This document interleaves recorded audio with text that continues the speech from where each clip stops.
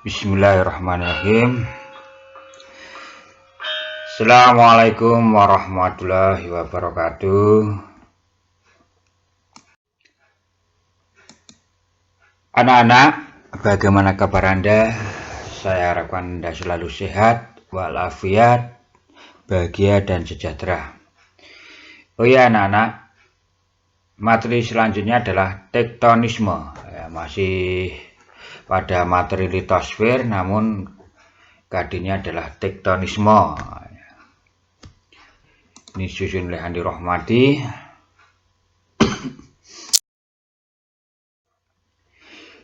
Dari gambar 2 slide tadi, backgroundnya itu sudah menunjukkan penampakan permukaan bumi berupa tebing atau cliff seperti gambar ini. Nah, Anda amati ya, mengapa ada gambar-gambar ini berbeda-beda. Di ujung sana berupa lembah, bukit. Ya, gambar ini adalah tebing. Oke, tenaga pembentuk muka bumi ada 2, endogen, 2 eksogen, di mana endogen mempunyai arti tenaga yang berasal dari dalam bumi untuk mengubah bentuk muka bumi. Sebagai contoh, tektonisme, vulkanisme, seisme.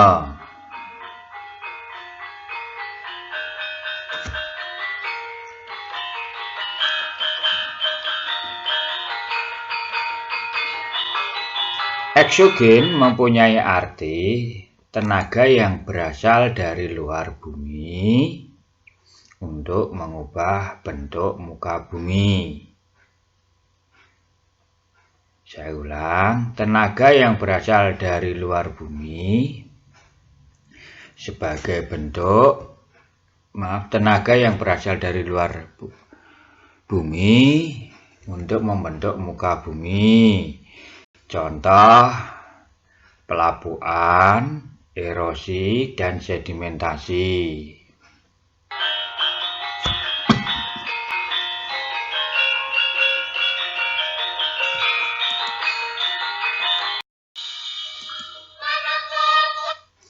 Tektonisme sendiri mempunyai arti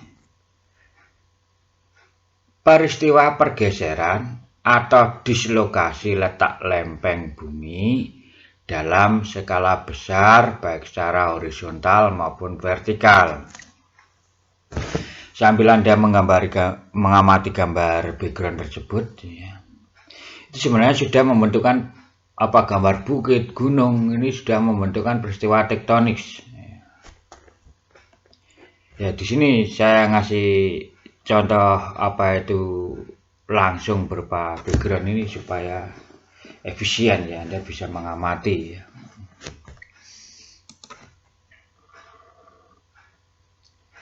Ini contoh lagi ya, gambar akibat peristiwa endogen. Gerak tektonisme ada 2. Yang pertama epirogenesis, kedua orogenesis.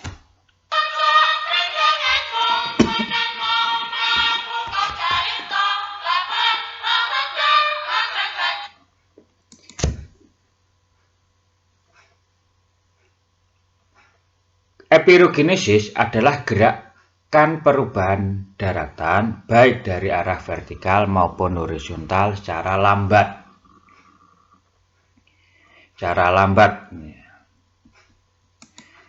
Orogenesis, gerakan lempeng tektonik yang sangat cepat dan daerahnya sangat luas. Ya, dari pengertian tersebut bisa dibedakan ya, sehingga dalam soal-soal ujian itu sering ditanyakan apa atau bedanya epirogenesis dan orogenesis. Biasanya itu soalnya. Jawabannya adalah mudah. Pertama, Dalam pengertian ini adalah cara lambat, ya gerakan perubahannya kalau epirogenesis ini secara lambat, oro ini secara luas. Kedua, dalam waktu yang lama epirogenesis, kalau orogenesis dalam waktu yang cepat. Ketiga, epirogenesis daerahnya cukup luas. Orogenesis daerahnya cukup sempit. Itu apabila ada pertanyaan apa bedanya epirogenesis dan orogenesis ya. Oke anak-anak, ya, tadi ada 3 perbedaannya ya.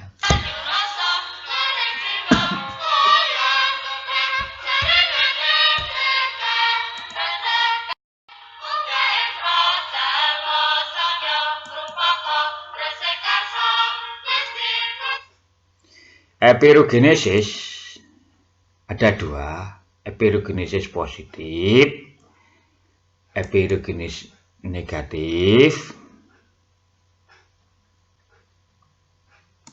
Epirogenesis positif mempunyai arti gerak dengan arah ke bawah, menyebabkan daratan mengalami penurunan dan seolah-olah permukaan air laut naik.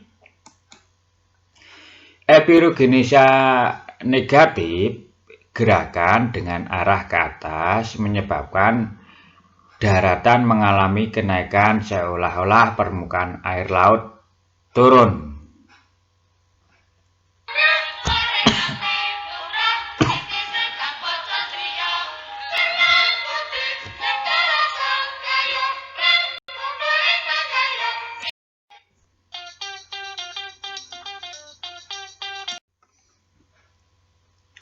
Ini contoh epirogenesis positif, Anda amati ya. Ini gambar permukaan daratan. Seolah-olah daratan ini turun, kemudian air laut seolah-olah naik. Ya, bisa Anda amati ini ya. Ini contoh gambar permukaan epirogenesis positif. Ya, ini terjadi karena apa? Lempeng. Sebenarnya lempengnya itu tetap ya.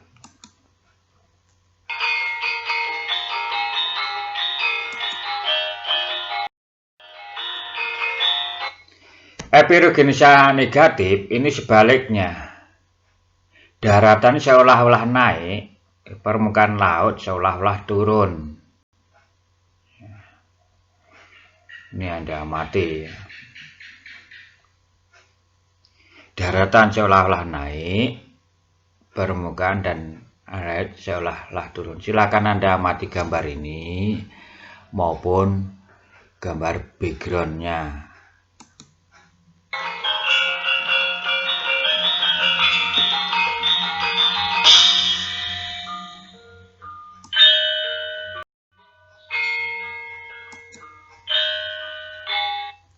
Proses tektonisme ini terdapat 2. Yang pertama adalah patahan, kedua lipatan. Gambar background tersebut sebenarnya sudah membentuk patahan. Ada yang di atas nih ya. Kalau patah nih ya semacam kayu dipatahkan gitu ya. Misalnya Anda untuk buat nih ya. Lihat putus. Kalau lipatan terjadi lengkungan, tidak ada perbedaan ini. Nah, gambar patahan. Patahan yang terjadi atas dan bawah. Ini contohnya.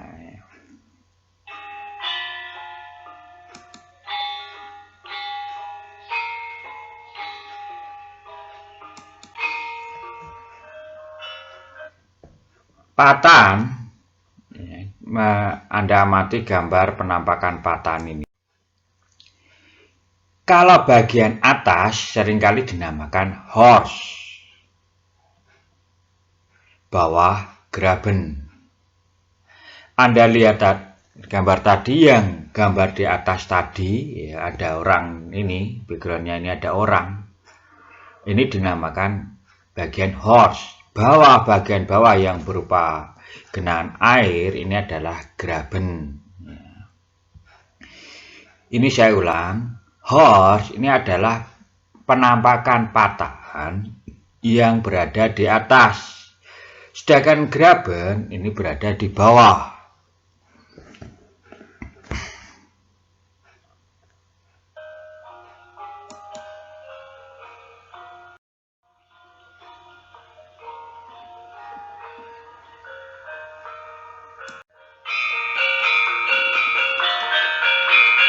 Lipatan ini gaya lengkung ya, gaya lengkung ya, seperti ini ya. Anda amati gambarnya.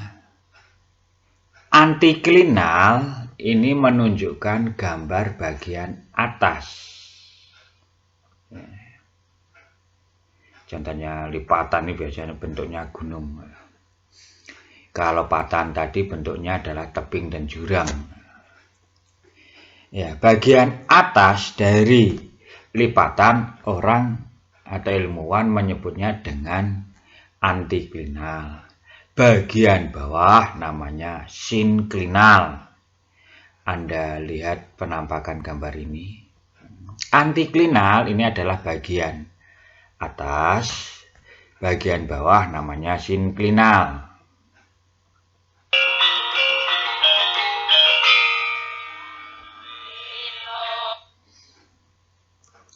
Ya, dari gambar ini, dari lipatan inilah di bawah permukaan bumi ya, ada cekungan sinklinal ini. Nanti kalau terjadi lipatan kemudian gabruk, misalnya bertempur, ini di daerah sinklinal ini akan terdapat barang-barang tambang, minyak bumi, batu bara, dan lain sebagainya. Oke anak-anak, pertemuan kali ini kita cukupkan sekian. Apabila ada pertanyaan, silakan Anda berkomentar pada link komentar pada Google Classroom yang disediakan. Saran-saran apa yang membuat Anda bingung bisa Anda tanyakan. Oke anak-anak, salam sehat tanpa obat. Akhir kalam, wassalamualaikum warahmatullahi wabarakatuh.